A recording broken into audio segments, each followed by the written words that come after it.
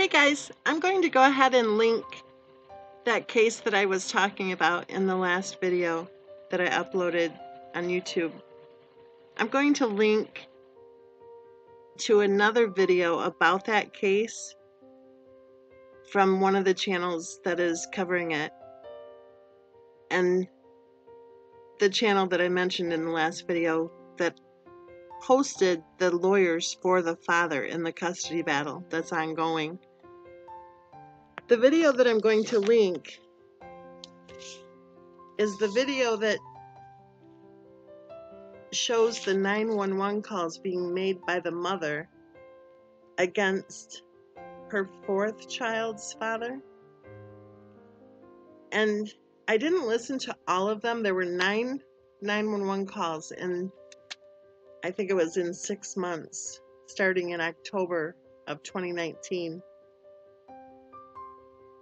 I couldn't stand listening to them, quite frankly. I listened to about 4 or 5 of them, and I got really tired of listening to the same crap, to put it bluntly. I am disgusted and appalled by what I've heard on those 911 calls. Absolutely disgusted and appalled. When I first heard about this case, I was of the opinion that the children belonged with the mother. But after listening to the video that I mentioned in the previous upload, where the lawyers for the father were speaking, I changed my mind. And now, after listening to the 911 calls that the mother placed against her youngest child's father, in my opinion, I think the court has definitely made the right decision in placing the children with their father during the battle.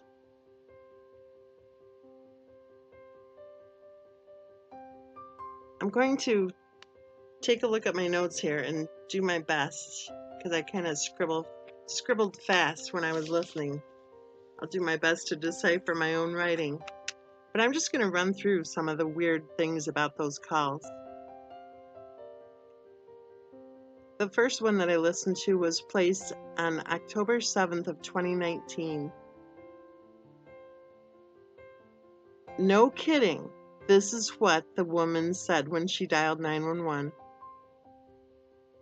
I feel threatened by my domestic partner. He is laying on the couch, okay?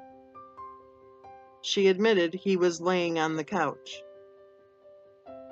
But her opening line was, I feel threatened by my domestic partner. She said that he packed up all his stuff and he is laying on the couch. Does that make any sense to anybody? He packed up all his stuff, quote unquote, and he is, quote, laying on the couch. And she said, and I'll say it again, quote, I feel threatened by my domestic partner. Domestic partner? Really? Oh, before I go on, I just want to say the dispatchers on these calls all did an excellent job. All of them shined. They did a great job. So this dispatcher in the first call says, why do you feel threatened by him? Which is the obvious question, right? I feel threatened by my domestic partner because he has packed up all of his stuff and he's laying on the couch.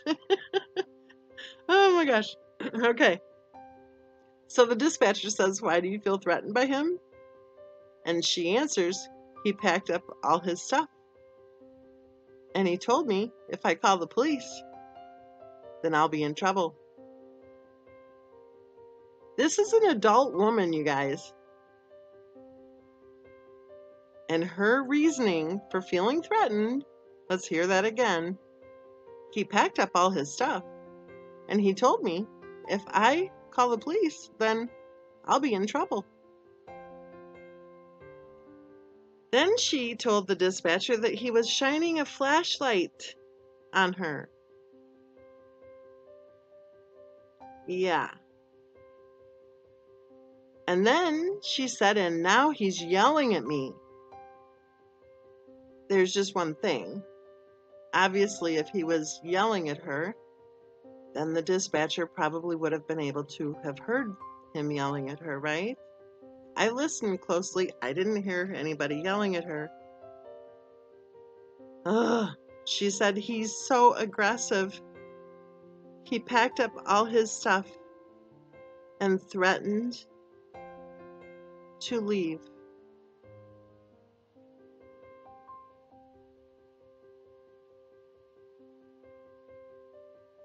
And then she starts crying, as in rather hysterically crying.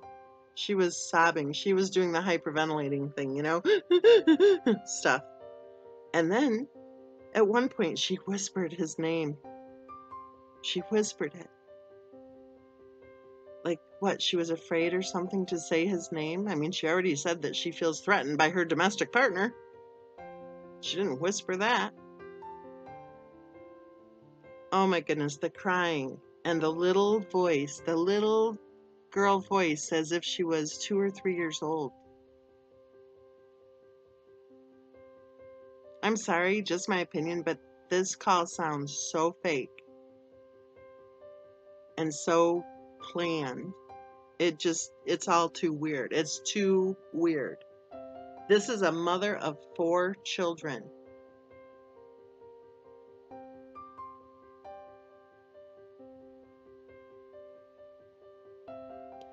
The host of the channel that posted these 911 calls said to the subs that he wouldn't leave. You know, the guy wouldn't leave. That isn't true. She very clearly said that he was leaving. And that was her problem. Because, quote, he's so aggressive. He packed up all his stuff and threatened to leave.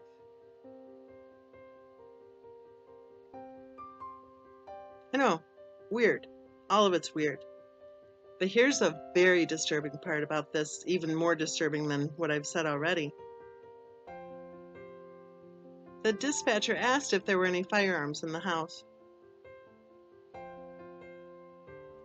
And she said, I don't know. She said they come and go.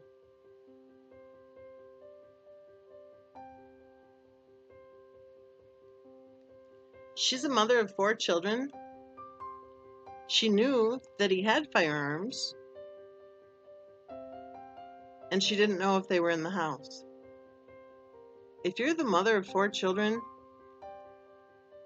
then it's your job to know whether or not there are firearms in the house. The next call was on October 18th, so we're talking 11 days after the first one.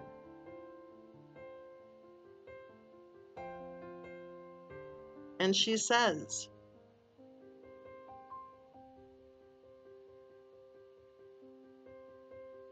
that she's worried, evidently, that he's going to make her look crazy. She started off the phone call saying, I'm calling again because of my ex. So he went from being her domestic partner on October 7th to being her ex on October 18th. I'm calling again because of my ex. She said, maybe it's emotional. He won't. I can't read my writing. Maybe it's emotional. He just started screaming. I'm not a good mom.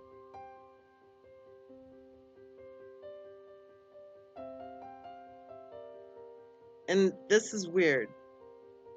She says the only way that she can get him to leave, it sounds like as if she would call the police.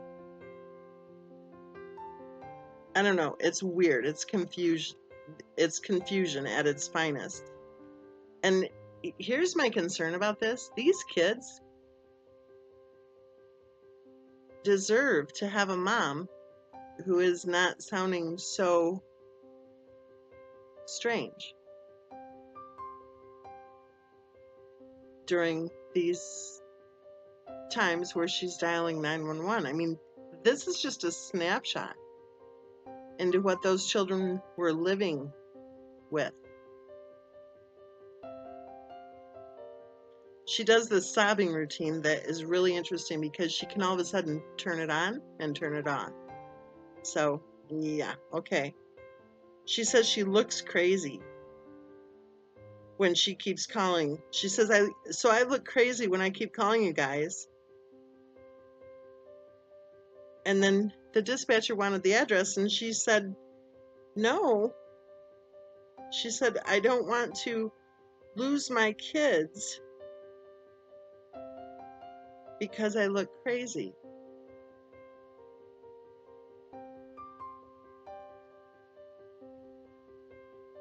The dispatcher asked, does he live there? And her answer was, well, his name's on the lease. And then she said, he won't go when I ask. And that's when she said, so I look crazy when I keep calling you guys. What? He lives there? His name's on the lease? And what, does she all of a sudden wake up and say, hey, time for you to leave? What? No. He's laying on the couch, probably shining the flashlight. So it's time to dial 911 and waste their time and resources? So the dispatcher asks the magic question, are there any weapons? And she said, I don't know. Really? Because she knew all about the weapons before. In fact, she is the person who bought the weapons. And I don't use the word weapons, actually, and I don't think dispatchers should either. I think we should use the word firearms. She knew all about the firearms to the extent that she was the one purchasing them for him because she claimed to the police that he was a convicted felon or an accused felon, so he wasn't able to buy firearms. So she bought the firearms for him, while also claiming to know nothing at all about firearms, and also claiming to not knowing where they were. You know, she said they come and go, and she didn't know if they were in the house.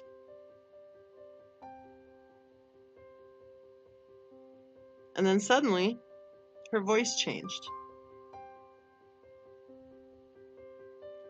Right after the dispatcher said, has anybody been drinking? She said, he has. And then suddenly her voice changed. And she went from talking like a little girl, like a little 2 or 3-year-old, to sounding like almost an adult.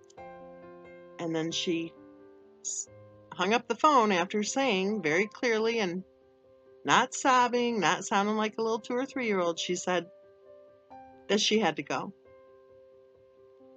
Just my opinion, I think what happened in that moment is that when she said he has been drinking, that maybe he actually hadn't been drinking. So she hung up the phone. She hung up on the 911 operator. Isn't that special? November 28th, she calls, hysterical. She said she was asleep, and he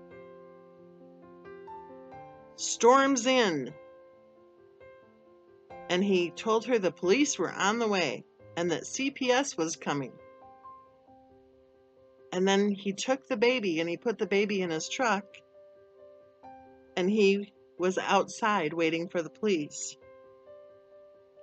And her big problem with all of this was that he woke her up. She kept saying how she was sleeping. She was sleeping. She was sleeping. Okay?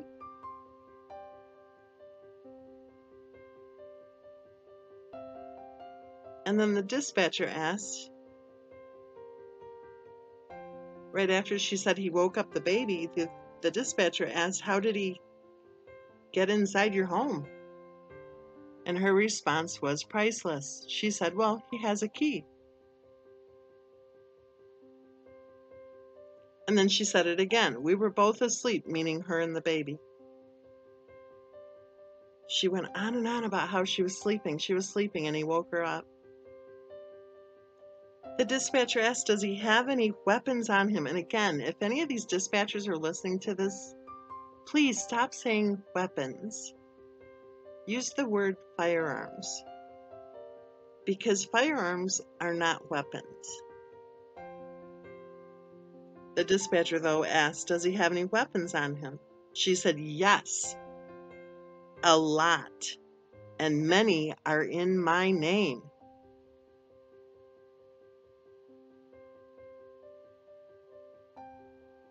Did she know where they were? No, of course not. Did she know if he was carrying one? Well, she said, I don't know what they are, because they were asking what kind. You know, what are the firearms that he had? And she said, I don't know what they are, what kind they are. I just know he has them. And then she adds, he is not supposed to have them because he has an assault charge on him from when he was in California.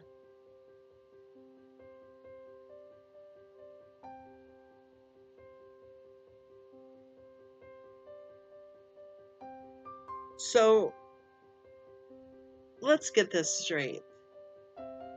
He's not supposed to have firearms, and he can't buy them because of some assault charges, or more likely a conviction, I guess, from the way she's talking. So she buys the firearms for him, yet she knows nothing at all about firearms, not even where they are. They asked if he carried concealed or if he had firearms in his truck. And she said that sometimes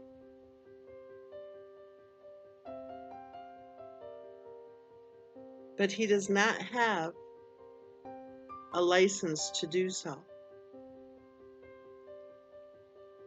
This woman is setting the stage for somebody to get hurt. She's telling the police dispatchers that he has a lot of guns. She knows he has a lot of guns because she bought them for him. She doesn't know where the guns are, but she knows he carries, and she knows he has firearms in the truck. So what do you think police officers do when their dispatcher tells them that he is known to carry and that he's known to have firearms on his person? What do you think they do? You do know that domestic calls are the most dangerous of all, right? To police officers, you do know that. That's been common knowledge for decades.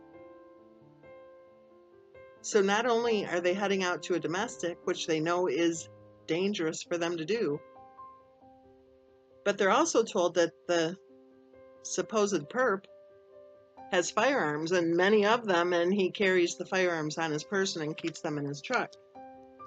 So this woman, with her sobbing and with her little girl voice and with her strange breathing patterns, is setting the stage for somebody to get hurt. November 28th, she starts the call off whining like a little 2 or 3-year-old. She's in the living room. She says, I don't understand what just happened. The dispatcher told her to stay inside. you know, because this guy was outside in his truck. The dispatcher said, "Stay inside. Let the officers deal with him."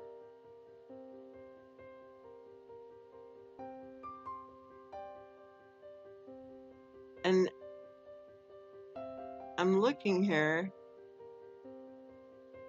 Let the officers deal with him, and also he's wearing a gun.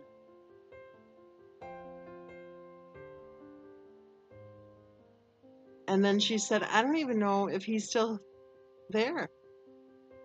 And the dispatcher said, "Are you able to peek out the window safely?" And she said, "Maybe." And then she started talking again. "I don't understand." And then finally the dispatcher said, "Were you able to look outside to see if he's still out there?" And she said, "No."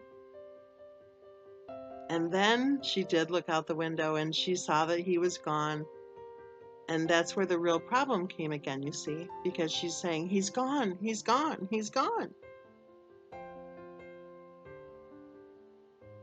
And again, if you don't listen closely, then you might think that she's calling the police because she can't make him leave. But this is another little hint that she's calling the police because he's leaving. There's a huge difference. Especially when you listen to a couple of these 911 calls where he is right there and she is ripping him a new one, let me tell you.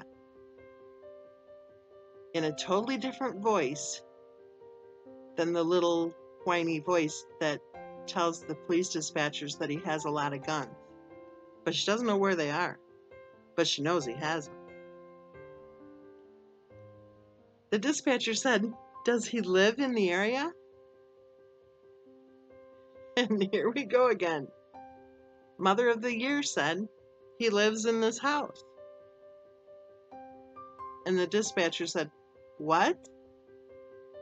And Mother of the Year said, "He lives in this house."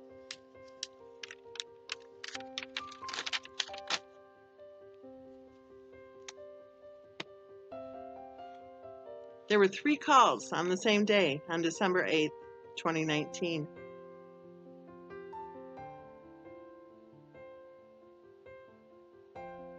So, the dispatcher answers the 911 call. And nobody's talking. It's an open line. And you can hear Mother of the Year and the father of her 4th baby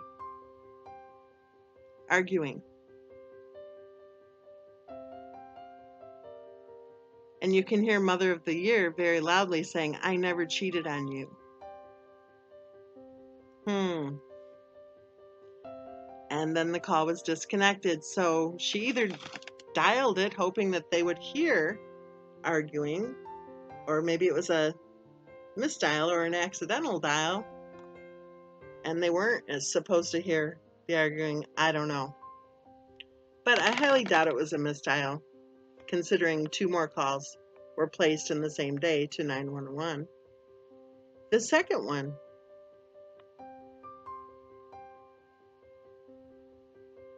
trying to read my own writing here.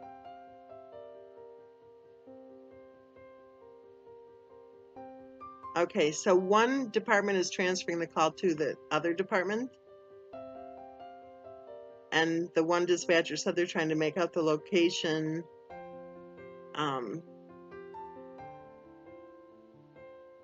Or a man at that location who is trying to leave.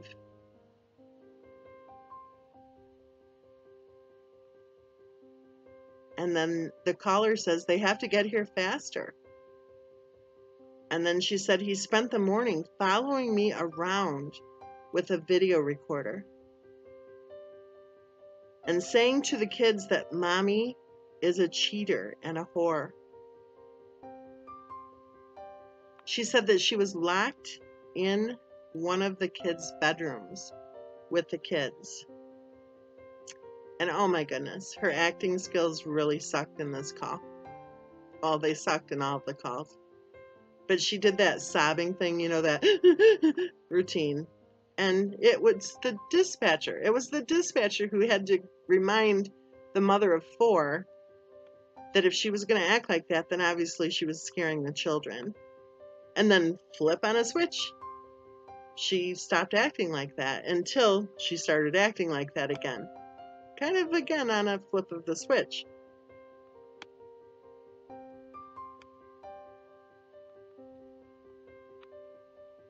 The dispatcher said, "You crying like that is going to scare the kids." The caller said that he was still in the house, and when asked what kind of car he drove, not only did she describe his vehicle, she rattled off the plate number too. This woman was prepared.